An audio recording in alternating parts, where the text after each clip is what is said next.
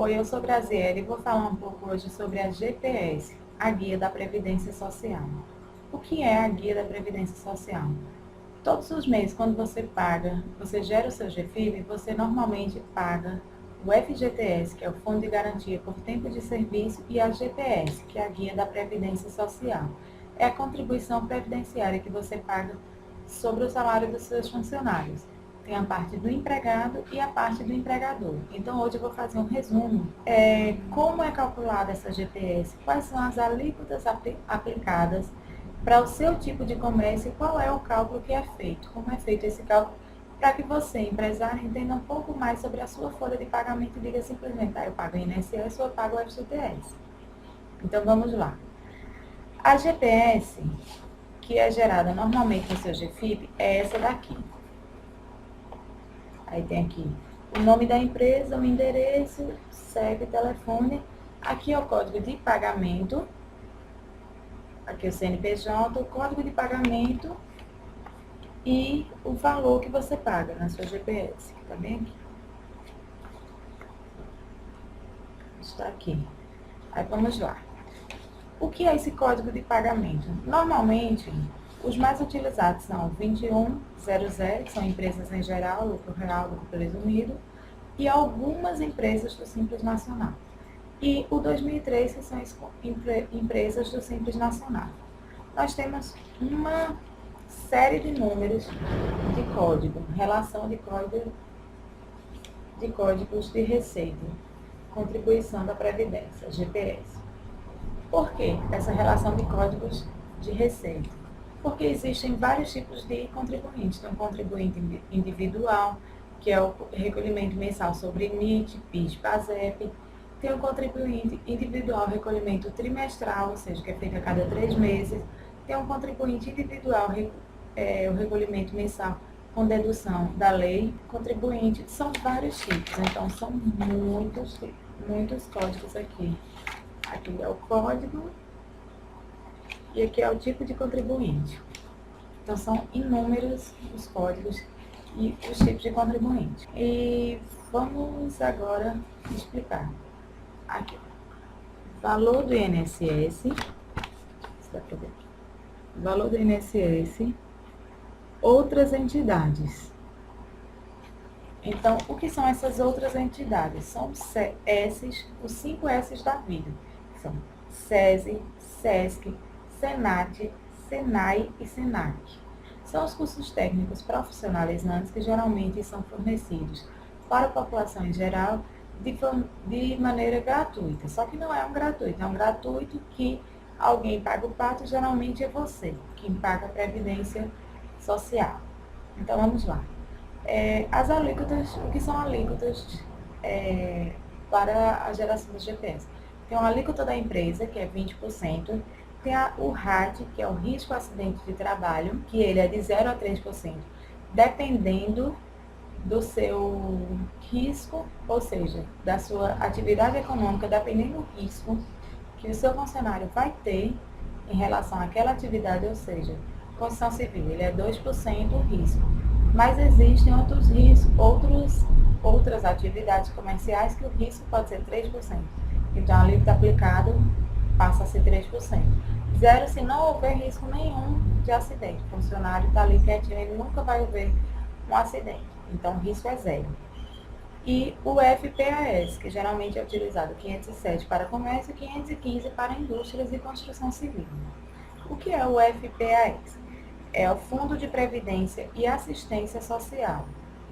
Esse FPAS é o que o governo é repassado diretamente para o governo, a Previdência Social, e ela paga os auxílios. Ou seja, como assim ela paga os auxílios? Auxílio doença, auxílio quando se afasta o salário maternidade, através da contribuição do FPAS, a Previdência retira do valor do FPAS.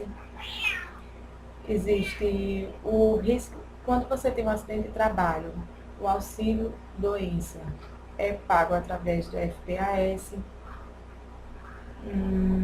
Quando você faz uma cirurgia e você precisa de um afastamento por um determinado período superior a 15 dias, você também recebe da Previdência.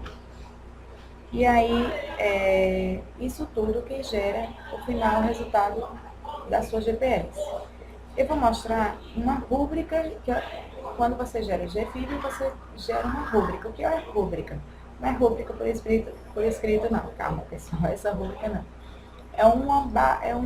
Uma memória de cálculo que o sistema do CFIP, que ele é um sistema integrado entre a Caixa Econômica e a Previdência Social. Ou seja, ele é quem gera o seu FGTS e o seu INSS. Então, o que acontece? Cada um tem a rúbrica. Existe a rúbrica, que é um espelho do seu cálculo de INSS. Vamos lá. Essa é uma rúbrica. Aqui tem... Dentro dela, você vai ver a competência, o código de recolhimento, que aqui é uma empresa prestadora de serviço. O código passa a ser 150. Aqui, o FPAS, ou seja, é uma indústria 507. Outras entidades, o código, nesse caso, ele não tem outras entidades. O Simples 1, ou seja, lá no CFIP tem a opção 1 ou 2, optante ou não optante. Nesse caso, é o Simples não optante. A alíquota do RAT aqui, ó, risco de acidente de trabalho, é 1. E aí, vamos lá. Aqui é o endereço da empresa. Aí aqui temos o segurado avulso, ou seja, é a parte da empresa. Tem os empregados avulso, que é os 20% também da empresa. Contribuintes individuais. O salário família. Por que o salário família? Aqui, salário família. Porque o salário família entra na Previdência, no cálculo, na memória de cálculo da GPS. Já eu explico. Aqui tem retenções e valor a recolher. Aqui são as retenções, porque como ele é um tomador de serviço, o que acontece? Quando ele gera uma nota fiscal, ele deduz o INSS naquele valor. E aqui o valor a pagar, a ser pago para a Previdência Social. Então, o que é o salário família? Por que ele entra na memória de cálculo da Previdência Social? Quando você gera a sua GPS, você abate o que foi pago de salário família ou quando ele tem licença maternidade, você abate salário família e licença maternidade. Por quê? Esse valor é pago pelo governo, mas o governo não vai chegar para a sua empresa e dizer, tome o dinheiro para pagar o salário família do seu funcionário, não é isso? Porque não existe isso. Você paga através de contra-cheque no Olerite, que as pessoas chamam que é aquele verdinho, recibo de pagamento. Você gera, tem o salário e tem o salário família. Para cada funcionário, ele recebe um valor, dependendo do salário dele. E quando você gera a sua GFIP, tem lá o próprio sistema, ele importa o valor do salário família. Então, o seu salário família você paga através, como se no seu contra-cheque, e o governo lhe dá aquele valor, lhe reembolsa através da sua GFIP. Gente, recentemente, ontem na verdade, fui questionada sobre contrato de trabalho sem vínculo empregatício, ou seja, contrato de prestação de serviço. Eu vou ler um trechinho da CLT porque é bem extenso. Trabalhador autônomo, vínculo empregatício. Inexistência. Introdução. Existem casos de contratação que acabam gerando vínculo empregatício, principalmente quando se trata da contratação de trabalho autônomo. Na maioria das vezes, os contratos são celebrados sem se importar com o que a legislação determina para que não venha a gerar um vínculo empregatício. Sendo assim, vamos prestar informações e definições cabíveis sobre contratação. Definições de empregado e autônomo. O artigo 3º da CLT considera empregado toda pessoa que prestar serviços de natureza não eventual ao empregador sob a dependência deste mediante salário.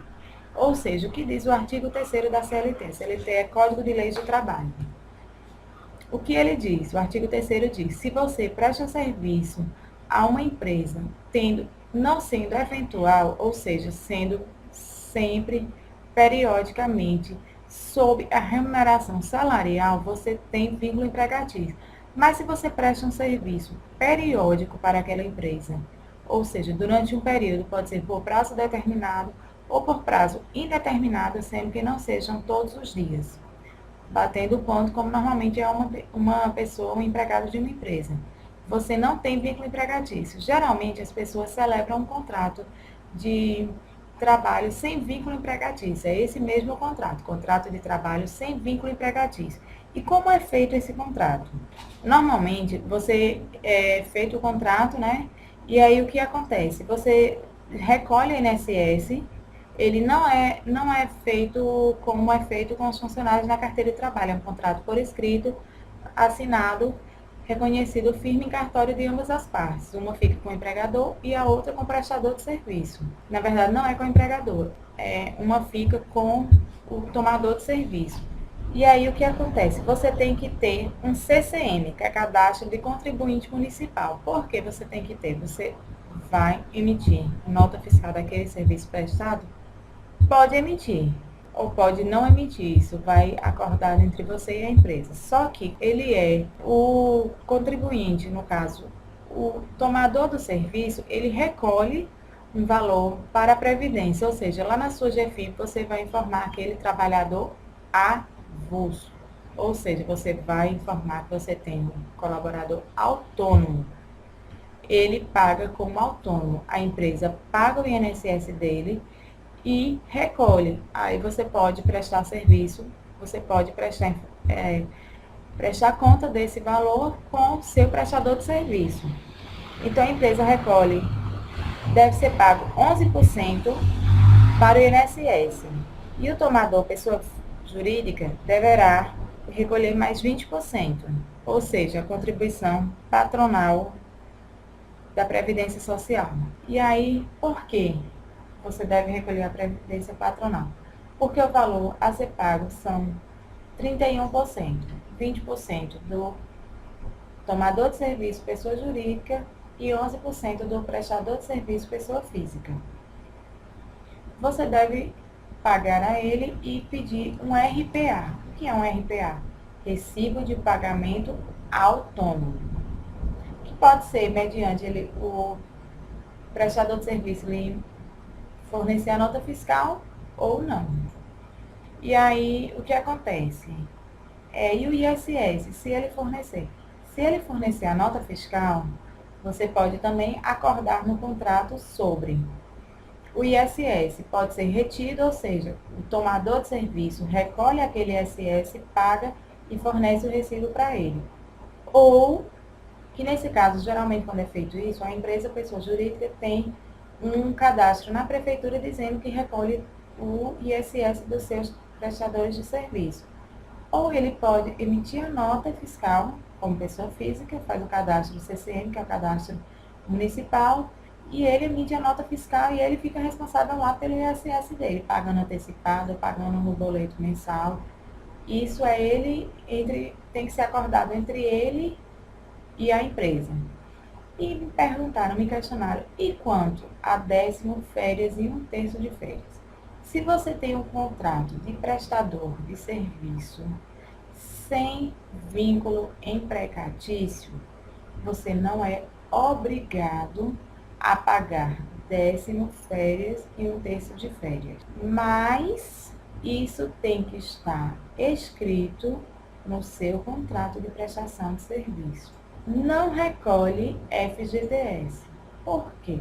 Porque o Fundo de Garantia por Tempo de Serviço só é recolhido quando você tem vínculo empregatício.